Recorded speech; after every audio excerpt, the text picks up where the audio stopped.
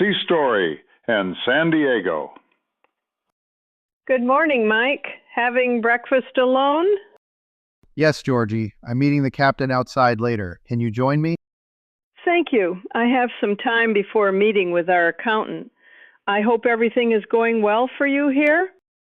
Oh, yes, excellent. Much better than I hoped possible. I could almost stay indefinitely. Almost. Well, I'll stay until the captain tells his story, if he can stand me. It's not that I have to be anywhere, but I'm not ready to drop this far out of the mainstream yet. I'd like to go to sea. My Portuguese heritage, perhaps. How about yourself? What brought you to Heritage Pines? My husband, Jack, died 8 years ago after years of slow decline with cardiovascular complications from smoking and obesity, which required full-time home care by me. We didn't have children, so there were no grandchildren to mother when he passed. I was retired as chairman of the Management Science Department at the Charles County Community College, but I needed to recover my financial situation and emotional state. A colleague introduced me to the owners here, and as they say, the rest is history. It has worked out very well for me. Empathizing with the residents and the management challenge suits me. However, I'm beginning to feel it's time to put this transition behind me. Like you, I'm not ready to settle in yet either. Coincidentally, I am intrigued by the idea of applying my management trade aboard a cruise ship sailing the Mediterranean Sea. But I've only sailed once, and that was just an inside passage to Alaska. I'm not sure how well I'd adapt to life at sea. Plus, I've heard that crew members must remain aboard most of the time in port. My age will be a hiring issue, too. Have you ever been aboard a cruise ship, Mike? Just once, years ago. From out of the blue, the captain invited me for a transatlantic repositioning passage from St. Thomas, U.S. Virgin Islands, to Lisbon, Portugal, aboard Holland America's Wind Spirit, a 400-foot four-mast schooner. My goodness, what an adventurous introduction to sailing. Tell me about it. We embarked in St. Thomas with 82 other passengers for a midnight departure. However, we were delayed 4 hours by the late arrival of our food. Naturally, we all remained on deck to ensure that all went well without more hitches. For as everyone knows, cruise ships are nothing if not about copious quantities of delicious cuisine. In fact, the captain bet me $20 that he could gain more weight than I could during our time at sea. I took the bet even though I suspect he was counting on me, a mere landlubber, to be seasick for the entire passage. Sick or not, though, I wasn't going to miss a meal come hell or high water. There would be no guilt for overeating on this vacation. Then did you miss many meals because of hell and high water? Not a single one, I'm proud to say. To the captain's disappointment, the winds and seas were flat calm the first week. What little wind there was so close on the bow that sails were just decoration. So our weight gain game began with great gusto. You accent an ample amount of alliteration in your allegories, don't you, Mike? Yes, certainly. Sentences expressing something sincere in my soul, stated in succinct and sonorous sounds, sends my sorrows scurrying off, searching for silence and solitude where the sun can't shine nor shadows seen. Good grief, 2 weeks at sea with you might contribute to mal de mer by itself, Mike. Sorry I mentioned it. Back to sailing. Surely you didn't eat all the time, did you? Pretty much, yes. But in between meals there was drinking, gambling, massages, sleeping, lounging in the pool, and eating. Obviously the captain's strategy as a highly experienced and accomplished naval aviator was to drink me under the table into a pool of vomit and weight loss. But a real lawyer can keep up with an old Sea Dog fighter pilot most any day on that score.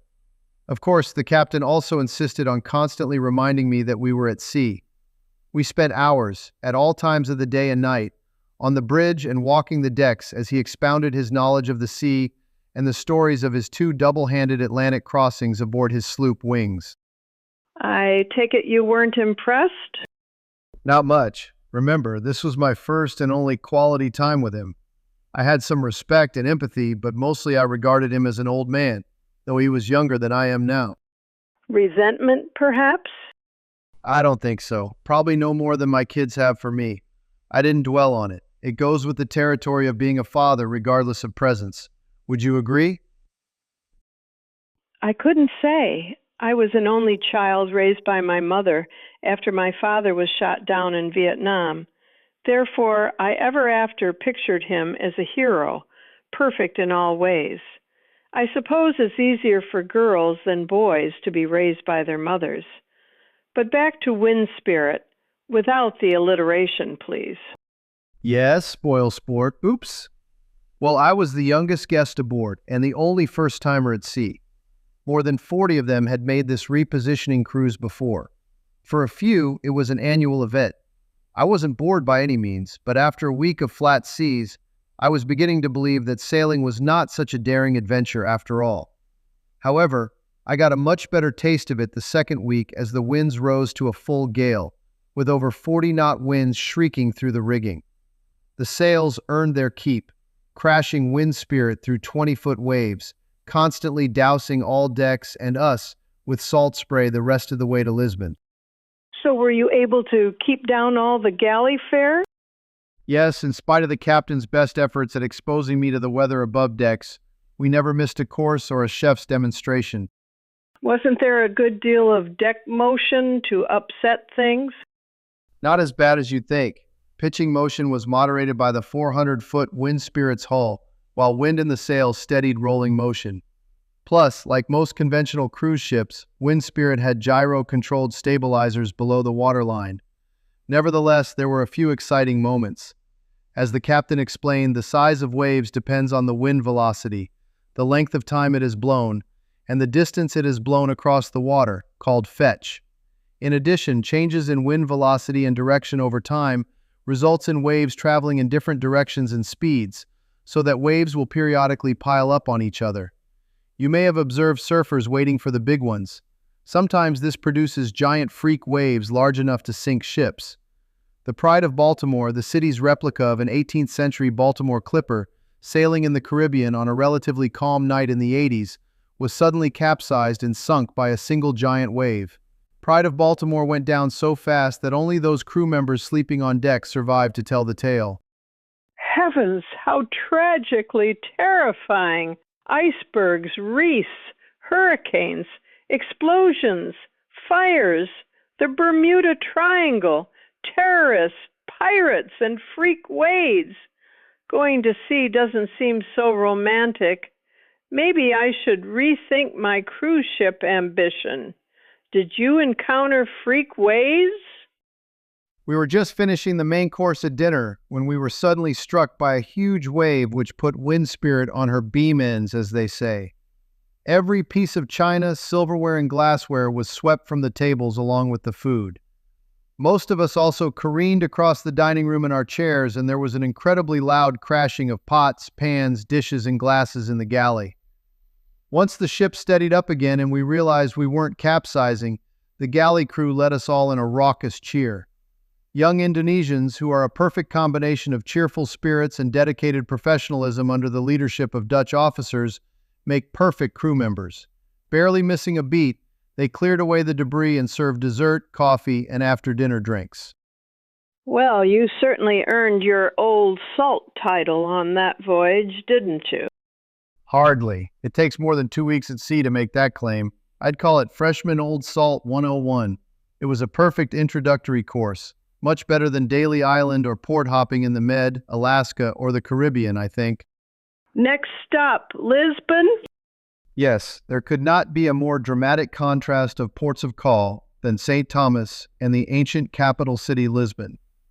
I shouldn't say much about St. Thomas, since I saw so little of it on the bus from the airport to the dock, but my impression was that it is a poor, primitive ghetto, which I'm told is typical of the Caribbean islands.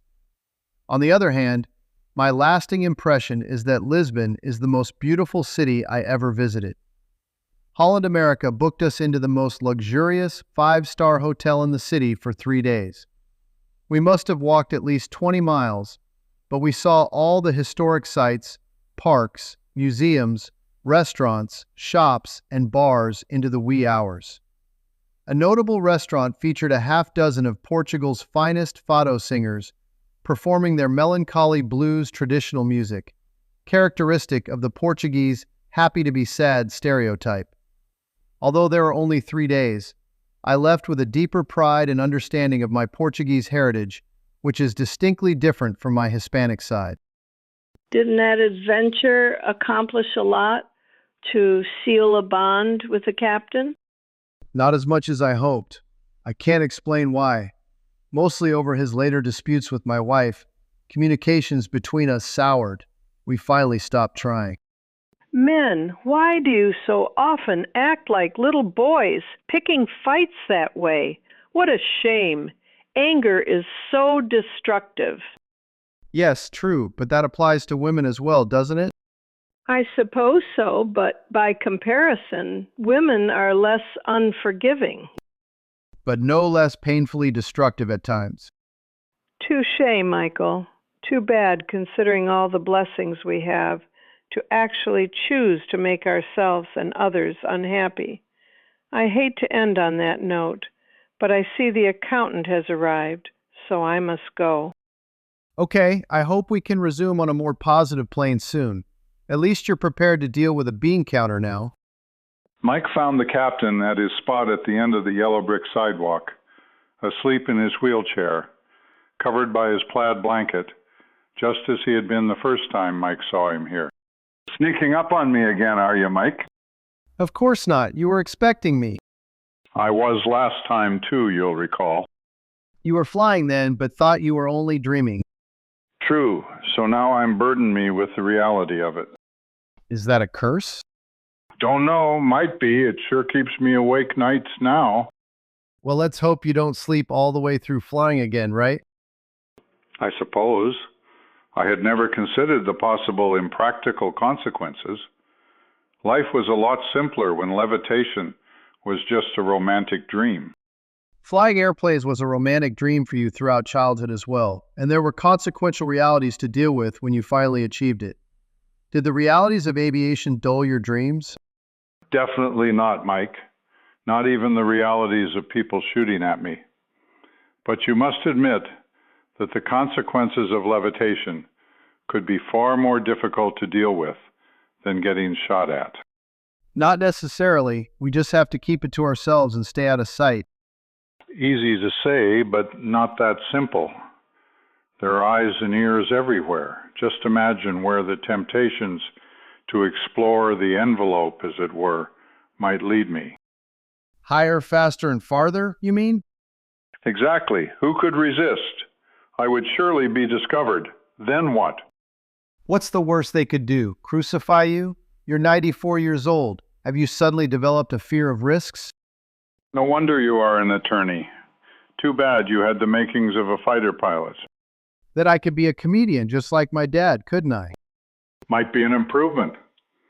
You know why sharks won't eat lawyers? Spare me the repeat jokes about lawyers, Captain. Bet you don't know a single one about fighter pilots, do you? I'll work on that, but wouldn't you like to get back to your sea stories now? That's it, just like a lawyer or a woman. Change the subject when you're losing. Where were we? 1961. Just returning home from flying demons on the Ticonderoga cruise. How was the transition to the domestic husband and father roles this time? It was good to be home with Aurelie and the kids. Absence does not necessarily make the heart grow fonder, but it does afford an opportunity to put life into perspective and examine priorities. So I had begun to truly miss Aurelie about halfway through the cruise. We had been through a lot of emotional chaos over the past dozen years since we began dating and became joined at the hip in Munich. However, the previous 5 years with the divorce from Emma, 3 moves, 2 cruises, and 3 children had put considerable strain and distance in our relationship. There just was no time for us to repair damages. Still, I felt there was a strong bond between us. I thought things were as well as they could be, and that Aurelie was holding up exceptionally well. She easily passed the head of household reins to me, and we resumed being a fairly normal family, I thought. The kids were great too. David and Christopher were very close in age and were strongly bonded friends. Aurelie was painting modernistic landscapes in oils and acrylics. I began building RC model airplanes, but radios were so unreliable, I switched to RC boats because they didn't crash. I was a founding plank owner and the second Commodore of the San Diego Argonauts, an RC boat club which had exclusive use of the purpose-built model yacht basin and clubhouse at Mission Bay. We developed an electronic timing system to measure the straightaway two-way speed averages of our models. My predecessor as Commodore, Ed Hendricks, my closest friend ever, was a Navy Chief Petty Officer radio man stationed at Corregidor when the Japs attacked the Philippines in 1942, where he was captured, survived the Bataan Death March, and endured the war in a POW camp in Japan. Oddly, Ed felt no animosity toward the Japs. In fact, he became friends with the camp commandant who he taught mathematics. In turn, Ed learned to read and write Japanese and was allowed to keep his diary in Japanese. Ed wasn't tortured? Considering the historic Japanese brutality of the Death March, wouldn't you expect more similar barbaric treatment in camp? Yes, I would, but Ed's experience was perplexing to me. He said that the only time he was punished was after they assigned him and the other radio men the task of designing radio circuits. Then when the Japs made non-functional transmitters from their circuits, Ed was punished by having the left side of his head beaten with a sock full of cotton for 30-minute periods. These sessions were not especially painful, Ed said, but left his ears ringing for hours. Still, Ed and the commandant remained close friends. One day near the end of the war, Ed was lying on a bench in the compound when a P-51 made a strafing run. The commandant had just come out, and as Ed stood to greet him, a .50 caliber round went through the bench where Ed had just been. Ed said that the commandant was so overcome with emotion that he hugged Ed in tears. Ed was from the same small West Texas town as Tex Ritter. Faye, 2 years behind Ed in high school, had a deep crush on Ed, but couldn't get his attention. When she learned that Ed was captured, she determined to become a Navy nurse with the express purpose of being on hand when Ed was repatriated. And she was. They were married, and they had a son named Charles, a quiet and shy genius. When I met Ed, he was working for the Convair test lab, where, as a sideline, they developed the first heart machine used in operations. He was very active in ham radio and model building, so RC boats were a natural development for him. So how did you come to be such close friends? A father figure for me, perhaps, and I was much easier to get along with in those days. Ed was bright, thoughtful, and optimistic. He and Faye were deeply devoted to each other, and always pleasant for us to be with wherever we went. The model yacht basin was in the Mission Bay Park and had a gradually sloping shoreline, which made it an excellent setting for our families. Unlike RC airplane fields, where the environment and middle-aged men are typically less than friendly to women and children. Ed and I shared other interests too. Larry, one of Ed's friends at the lab, developed an obsession for the 21 old gold mines near Hemet and tales of lost gold treasures.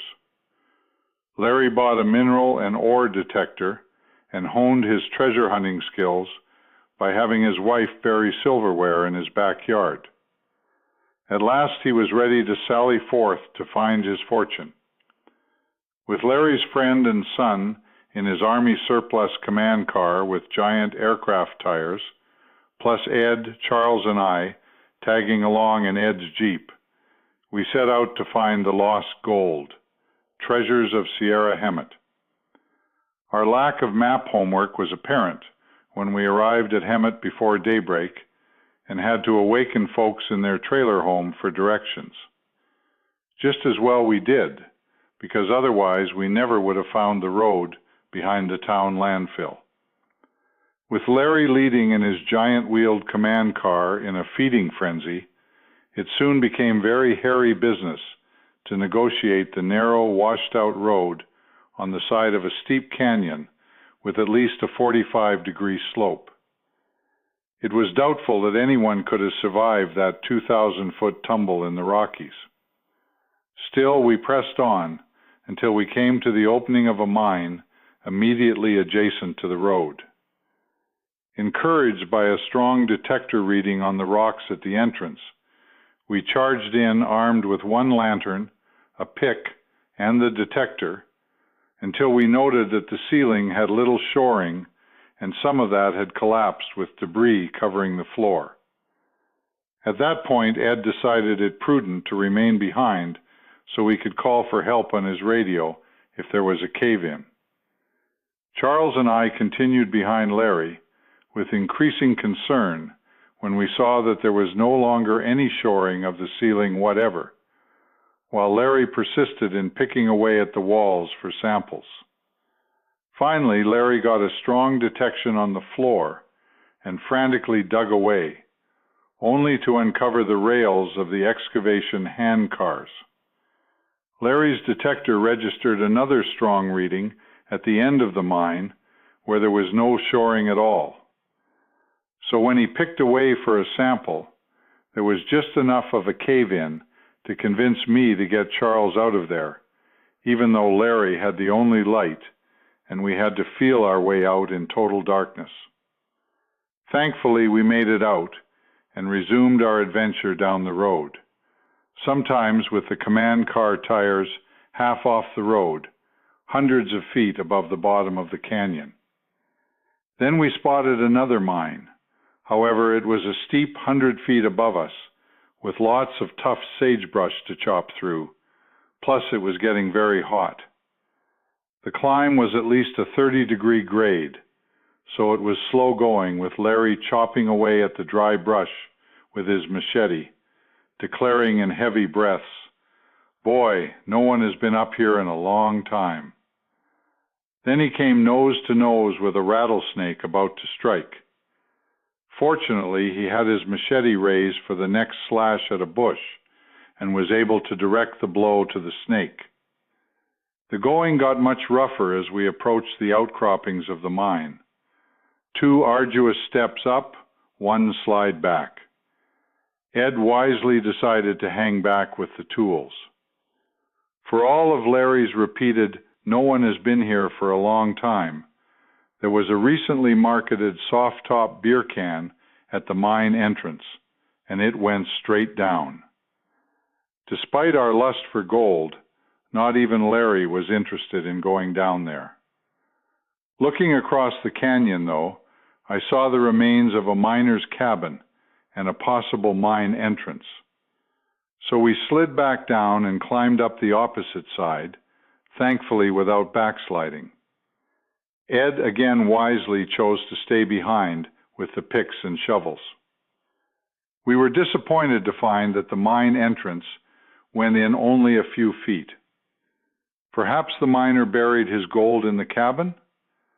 Sure enough, the metal detector picked up a strong return in the corner near the fireplace, and excitement ran so high, gold fever took hold, and we began digging with bloody bare hands and broken nails until I found a shovel with no handle. After taking turns digging down 2 feet for a sweaty hour, We uncovered the treasure, about 20 pounds of ancient nails, but there was still a strong return below. Why would nails be buried so deep?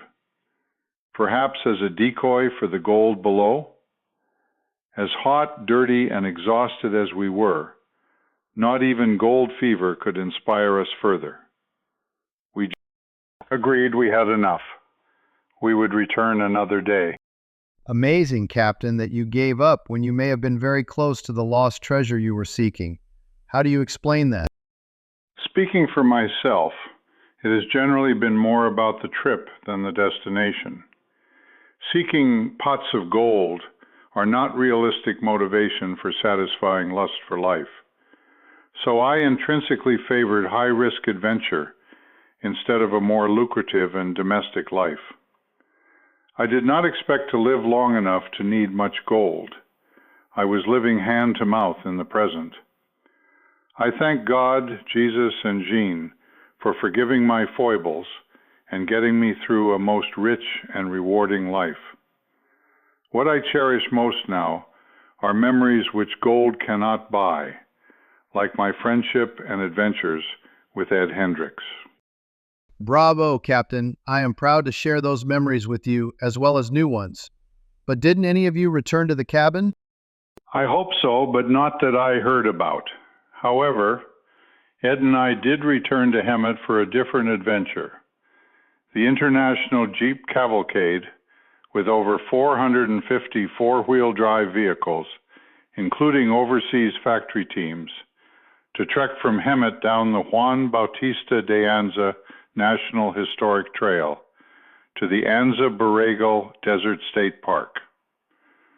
The De Anza Trail was the 1,200-mile route from the Nogales, Arizona-Mexican border to San Francisco, used in 1775 by Spanish commander Juan Bautista de Anza. The segment we did was hardly a trail, however.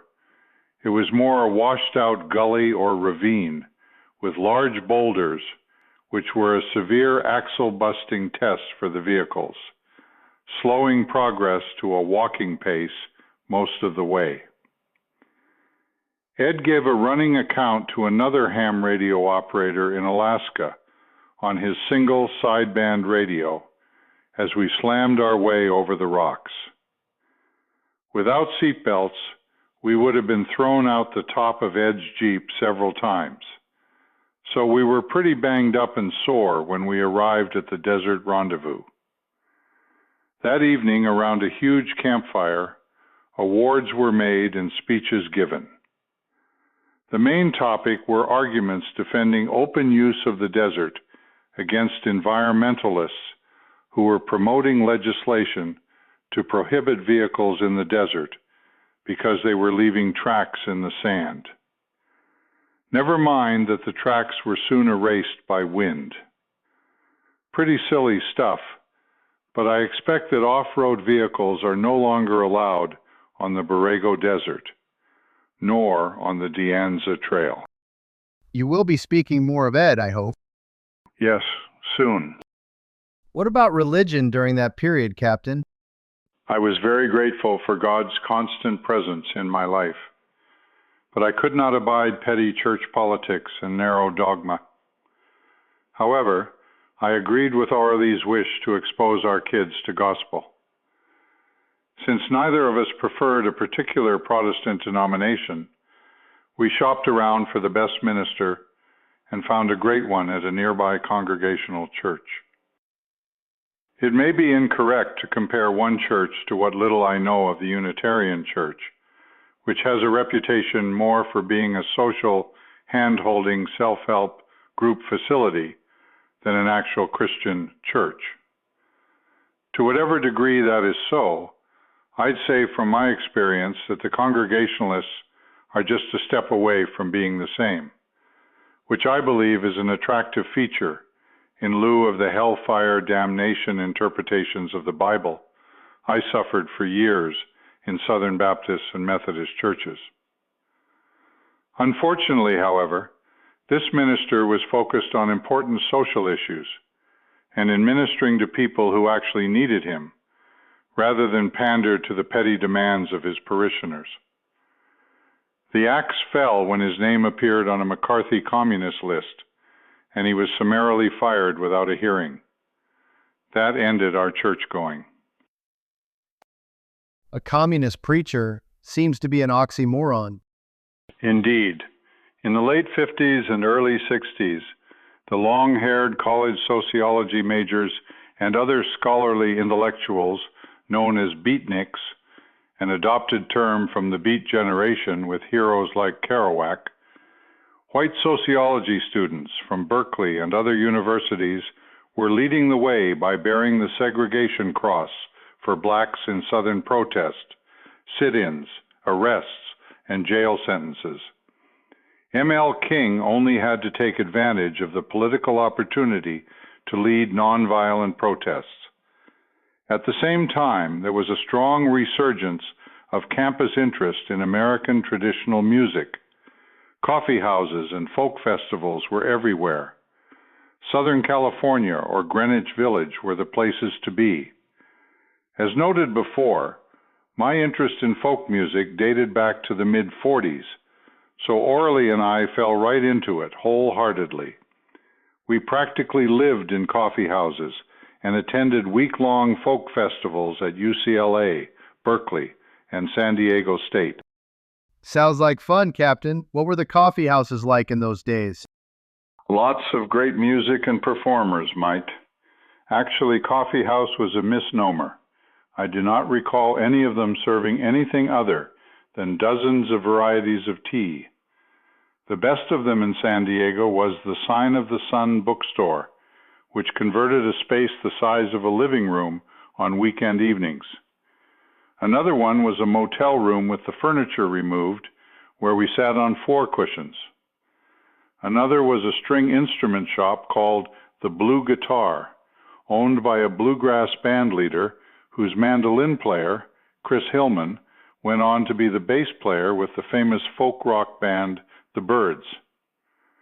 Then there was a Navy sailor named Mason Williams playing there, whose #1 nationwide hit was Classical Gas.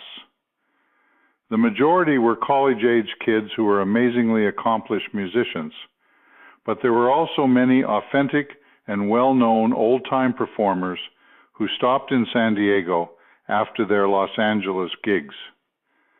Blues musicians Sonny Terry and Brownie McGee, who were together over 40 years and once performed for the Queen of England, played one weekend at the Sign of the Sun for $100 apiece. Blind Reverend Gary Davis, an old New York City sidewalk holy blues man, also played there. Sam Hinton, an eminent ethnomusicologist and a professor at the Scripps Institute of Oceanography, who could whistle and hum in harmony with himself, could trace a song like the St. James Infirmary from London across the Atlantic and the U.S. to Texas, the streets of Laredo. A friend of Sam's, an authentic old-time cowboy named Slim Critchlow, who rarely performed in public, shyly apologized for knowing only 6 chords and 2 strums on guitar. Inspired by Slim, I dashed off to Sears and bought a $17 guitar, not knowing how hard 6 chords and 2 strums could be for a no-talent wannabe and his blistered fingertips. Aurelie took an interest too, so that was my excuse for getting another guitar and launching into collecting folk instruments, eventually including a Mexican 12-string guitar, mandolin, banjo, fiddle, autoharp, and Appalachian dulcimer, plus assorted harmonicas, Jew's harps, and kazoos. The banjo, mandolin, fiddle, and one guitar were rare antiques with individual stories I'd like to tell if we can take a little side trip in this, okay? Of course, Captain, it's your story. After all, I'm just the scribe. All right, let's start with an old small Vega folk guitar, which belonged to Patty, a friend of Orly's. Patty inherited the Vega from her aunt, who played with the Salvation Army Band on the sidewalks of New York City in the 30s and 40s.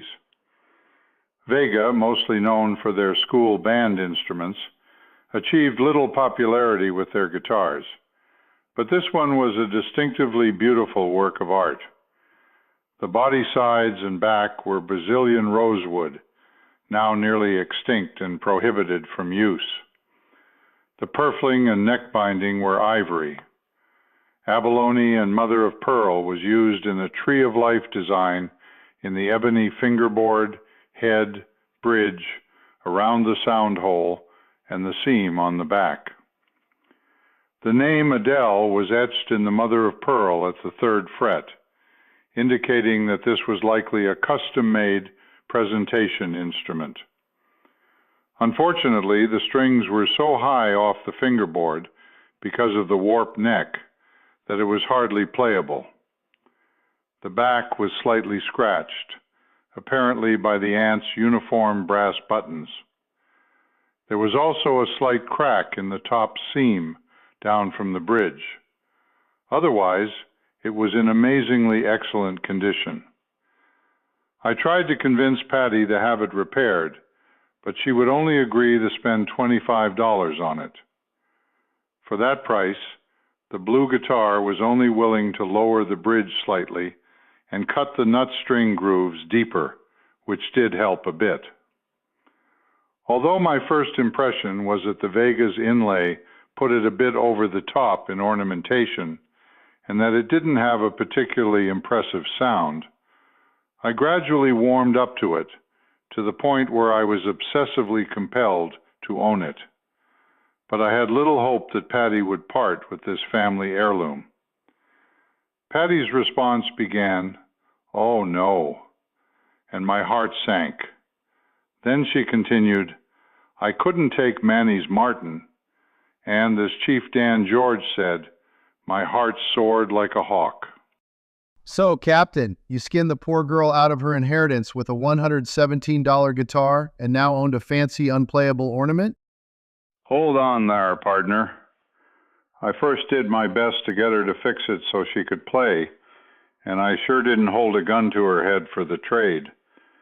As everyone knows, Martin guitars were the best and most popular acoustic steel-strung guitars ever made, and she was rightfully glad to have it. As for the Vega's condition, Providence provided a solution. I saw an ad for a string instrument repair shop in Escondido called the Fiddle and Fret, so I took it there for an estimate.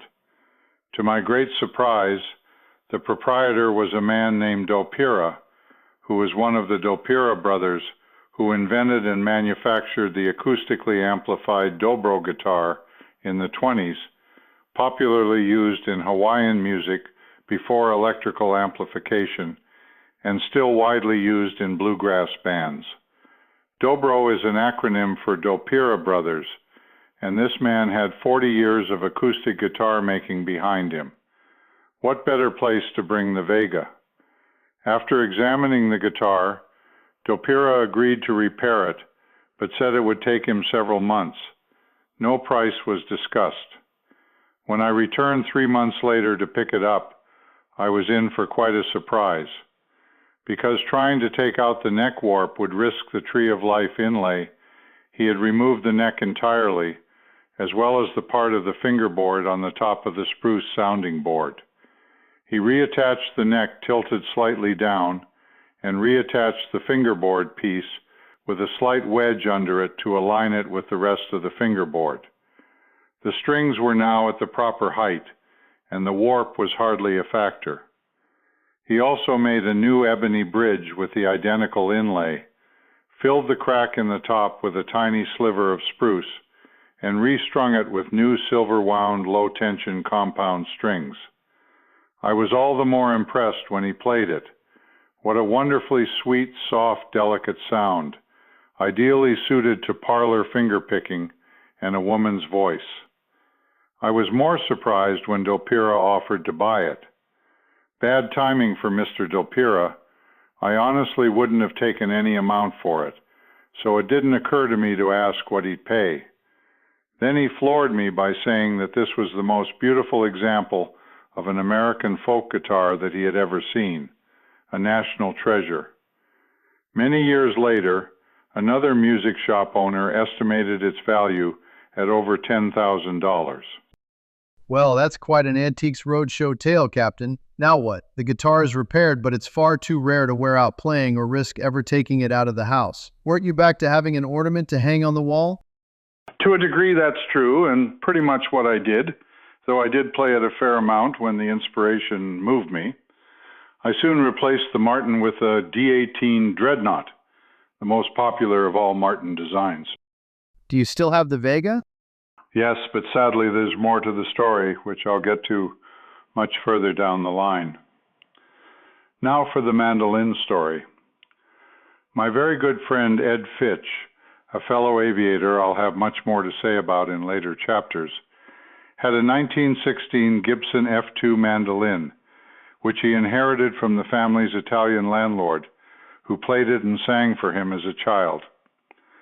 There was a little damage to the finish, and two glue joints had been warped loose because it had been left in its case on top of a radiator. The top sunburst finish was okay, and the neck was straight. It was completely playable. How did you pinpoint the age? Sometime later, I found a collector's reference book which listed the serial numbers by year of manufacture. How did you come by it? Over my strong protests and offer to buy it, Ed insisted on giving it to me gratis, although I told him it was worth over $1,000. Later estimates valued it at over $3,000. Some Fred. How did that come about? Separate story, Mike. We'll get to that in a later chapter. Did you play it well? I never played anything well. I did learn enough tunes to satisfy my justification for owning those fine instruments. I sometimes played the mandolin as a rhythm instrument with groups because everyone played guitar better than I did. Groups? You had a Sousa band? Yes, a couple of strictly amateur old-time string bands, plus Orley and I played publicly a few times. We'll get to all that too. I just want to mention the instruments now. Initially, I thought it would be fun to apply my model airplane experience to making a guitar. So I bought a book, How to Make a Spanish Guitar, and quickly saw what a formidable challenge it would be. Then when the Vega came along, I shifted my thinking to a 5-string banjo project. I just have to make a neck and hoop. Metal parts were available for the rest. Providentially, I found an ad for Frank the Banjo Man, who advertised banjo parts, as well as used string instruments and his own homemade mandolas. Frank's shop was a small barn in the backyard of his home and wife's antique business. Whenever she came across string instruments, mostly violins, tucked away in folks' attics, she passed them to Frank. He had at least 50 violins, banjos, and his mandolas hanging from the rafters. Frank was a wonderful man who was very generous with his time. I spent many enjoyable lunchtime hours visiting with him, learning a lot about the secret art and science of string instruments. Frank played all his instruments every day to loosen up the resin in the capillary tubes of the spruce sounding boards.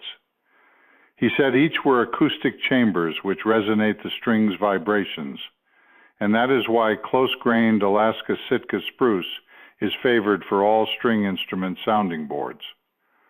On the other hand, the ringing sound of the best banjos depends on the heavy bell brass hoops around the tightly stretched skin head. Many banjos other than old-time mountain banjos have their open back covered with a resonator to amplify the sound. With all that, banjos sustain notes a relatively short period, so why they are played with many rapidly picked notes to ornament the melody. One day I took my Gibson mandolin to Frank. Without opening the distinctively shaped case, he took it outside to his rocking chair in the sun, put it on his lap, and said, "I don't know what you have in here, but the case is worth $200. Frank had very high praise for the instrument too, but he didn't offer to put a value on it, so I didn't ask. Like my Vega guitar, it wasn't for sale at any price. When I got around to telling Frank I wanted to make a banjo, he was not encouraging. The parts were custom-made and expensive, and I would never get my money back from an amateur-made banjo. I could do better than waste my time and money by buying one of his old banjos. Knowing that my interest was in old-style mountain drop thumb or frailing-style picking, he brought down one without a resonator. I recognized it as a Vega by the mother-of-pearl star logo inlaid in the head, and another at the 5th fret of the ebony ivory-bound fingerboard on a blonde maple neck. Otherwise, it was quite plain. The previous owner had removed the 5th string and tuning peg to convert it to playing it as a 4-string plectrum or tenor banjo. The neck had a slight warp to the right, which did not affect its string action. When I checked the identification on the inside brace, however, I found that it was a Vega Fairbanks No. 2 White Lady. From the serial number and an instrument collector's book, I later learned that Fairbanks, a highly respected banjo manufacturer, was bought out by Vega shortly before this one was made in 1921. I had never played a banjo, and the only one I ever held was a new Vega Pete Seeger long neck model 5-string. The average quality and steep price were factors inspiring me to make one. Despite their relative simplicity, banjos were considerably more expensive than comparable quality guitars. When Frank handed it to me, I was surprised that it weighed a ton. Frank explained that good banjos were heavy because of the thick bell brass used, necessary to enhance the string vibrations from the bridge and skin to achieve the desired ringing sound. I took Frank's word for it that the witchcraft of the White Lady's uniquely rich sound was because of the scalloped inside hoop. When Frank said he would replace the pegs with new geared ones and throw in a case for a total of $150, I bought it on the spot. I later learned that Fairbanks White Lady banjos were the most favored of all frailing banjos, and that mine was easily worth as much as the Gibson mandolin. Some luck you had, Captain. So the usual questions. Did you play it much, and do you still have it? No, and yes. With the guitar and banjo building projects by the board, did another instrument inspire you? Yes, the Appalachian dulcimer, and there were several kits available for those. However, as Providence would have it, I have one given to me. So you never made an instrument? Yes, I did. Auto harps were invented and exclusively marketed by Oscar Schmidt for years. My problem with them was that they were inexpensively made of cheap pine. I probably couldn't improve on their sound, but I wanted one made out of decent wood, and it wouldn't take a lot of fancy carving to make one. Through a Chicago exotic wood dealer, I found a large enough piece of gorgeous Brazilian rosewood and took nearly 3 years to make one, but it came out well enough to justify the effort for me. I never played it much, however, because it was a pain in the rear to keep 36 strings tuned up. Unless there's a piano handy, it can drive you crazy. Fortunately, I had bought Aurélie a spinet, in part because I was determined to learn to play Debussy's Maid with the Flaxen Hair. Before you ask, I no longer have the auto harp or piano. While telling tales about instruments, I'll jump ahead and mention the fiddle. I always thought I should add one to my collection, since the fiddle and banjo constituted the basic old-time mountain string band, both considered instruments of the devil by Southern evangelists who also considered dancing sinful. While I was in Troy, New York, attending RPI graduate school in 1967, I went to a music shop in search of a fiddle and was shown a very old one which appeared to have been in a fire from the darkly crazed appearance of the finish. Still, it looked right to me at only $40 with case and bow. Later, I noted that the label said it was made by Antonio Stradivarius Cremonensis, 1764. The last 2 digits were scribed by hand. I assumed it was made by Cremonensis, named after Stradivarius, so I thought little more about it for 17 years. Ah, yet another suspenseful we'll get to that tale? Yup, except to say that fiddling was by far the most difficult instrument for me. Since the fingerboard has no frets, your finger has to stop the string at precisely the right spot to get the note right. Though fiddlers may stop the string a bit south of the note and slide up to it, since the human ear is more forgiving for slightly flat notes than sharp notes. Another complication are the many styles of complex bowing action. So, fiddling is like patting your head and rubbing your tummy. Worse yet are the horrible screeching sounds on the high strings made by beginners. Newbies are wisely advised to learn tunes on the low strings. So that's what I did, but only 2 old-time gospel tunes and never played it in public. And no, I no longer have it. I want to add that Ed Hendricks also bought a guitar. Whereas I was determined to laboriously teach myself from books and recordings, Ed took formal lessons, and each evening afterward stopped by my house on his way home to show me what he had learned. Moreover, when RC radios became more reliable, and I went back to building model airplanes as well as boats, Ed did too. How's that for friendship? Surely above and beyond, Captain. How great that you shared each other's rich interests. Yes, indeed. Sadly, I'll close this chapter by telling you that when the time came for me to go to sea again, Ed's wife, Fay, told me that Ed was having constant severe headaches on the left side of his head. He was taking dozens of aspirins a day, but refused to see a doctor. She asked if I would please try to talk Ed into going to the hospital. So I did, and he did. Shortly after I deployed to the Western Pacific again, Ed died of brain cancer. Navy doctors concluded that the POW camp beatings were likely a contributing factor. I reckon that's all the fun with memories I can handle today, Mike. Sure thing, Captain. Let me just say that I am very happy that we are doing this project together. Same here, Mike. It's great to have such an astute, captive audience. And we have a lot of flying to do, too. As Dorothy often said before we chickened out, the best is yet to come. Fly safely. I'll see you at dinner.